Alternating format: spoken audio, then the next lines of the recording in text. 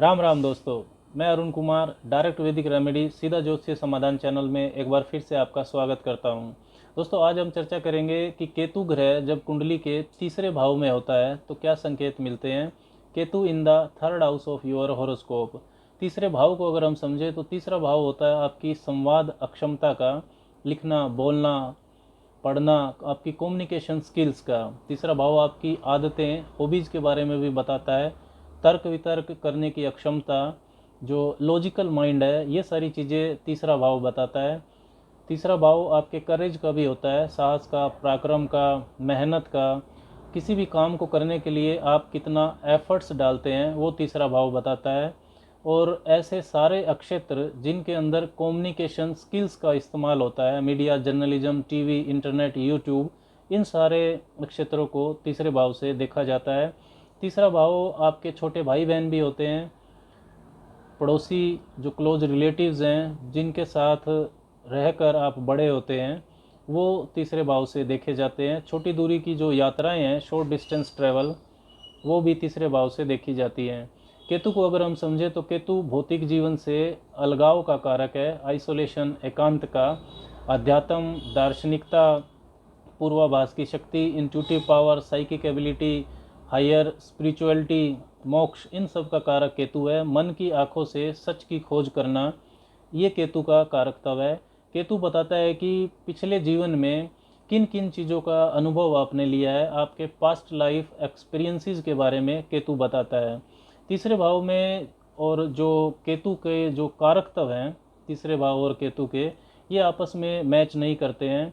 तीसरे भाव में अगर केतु है तो जो मेटेरियलिस्टिक कम्युनिकेटिव इंटेलिजेंस है, भौतिक जीवन की जो संवाद अक्षमता है, इसका विकास बहुत धीमा रहेगा। छोटे भाई बहन और रिश्तेदारों के साथ आपके कम्युनिकेशन का जो मामला है वो डिटैच होगा, इतना ज़्यादा कोऑपरेटिव नहीं होगा, आपकी बातें उनको समझ नहीं आएंगी, वो आपकी मदद भी नहीं करेंगे। केतु क्योंकि बिना सिर का शरीर है, तो केतु की संवाद अक्षमता वैसी नहीं होती है जो दूसरे ग्रहों की होती है। केतु अगर तीसरे भाव में है तो आपकी जो संवाद शैली है, वो तर्क वितर्क अक्षमता है, वो अनयूजुअल हो सकती है, अलग तरह की हो सकती है। आपके कम्युनिकेशन में अध्यात्म और दार्शनिकता ज़्यादा होगी। जिस भी विषय पर चर्चा चल रही है उस विषय से आप भटक सकते हैं अगर केतु तीसरे भाव में है तो। लॉजिकल माइंड, रेशनल थिंकिंग, ये सब नहीं होगा। केतु इनकी परवाह नहीं करता, इनसे आपको आइसोलेट कर देगा। लोगों को आपकी बातें और आपको लोगों की बातें समझाने में परेशानी होगी। सेल्स, मीडिया, मार्केटिंग, इन क्षेत्रों के लिए तीसरे भाव में केतु की स्थिति होना शुभ संकेत नहीं है। केतु की तीसरे भाव में स्थिति ये बतलाती है कि पिछले जीवन में या पिछली जिंदगियों में आपने प्रभावशाली संवाद अक्षमता को जिया है, और इस जीवन में इसीलिए तीसरे भाव की चीज़ों की आप परवाह नहीं करते, उनकी वैल्यू नहीं समझते हैं। केतु अगर तीसरे भाव में है तो बहुत ज़्यादा साहस और मेहनत वाले जो काम हैं, रिस्क टेकिंग जो वर्क है, इनको केतु सपोर्ट नहीं करेगा। लेकिन केतु क्योंकि मंगल की तरह ही फल देने वाला होता है, तो ऐसे लोगों को अगर उकसाया जाए तो इनमें गुस्सा इनको बहुत ज़्यादा आ जाएगा, और तब ये जो चैलेंजिंग वर्क हैं उनको कर सकते हैं। लेकिन जो केतु का फल है वो अचानक होता है, एक्सट्रीम होता है और इंटेंस होता है। केतु अगर तीसरे भाव में है तो नौवें भाव में बिल्कुल ठीक विपरीत 180 डिग्री पर राहु होगा। तो आपके अंदर भाग्य, धर्म, दार्शनिकता, अध्यात्म, दूसरे जो धर्म हैं उनको जानने की जिज्ञासा बहुत होगी।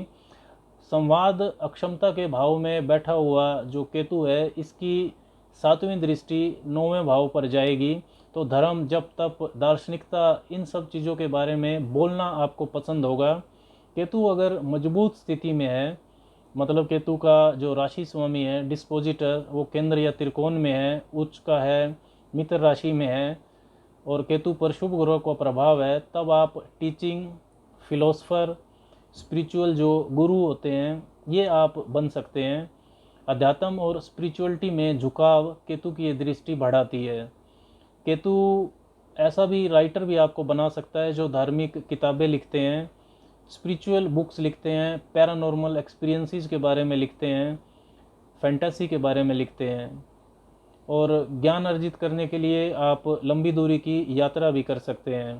केतु की जो पांचवी दृष्टि है वो सातवें भाव पर जाएगी।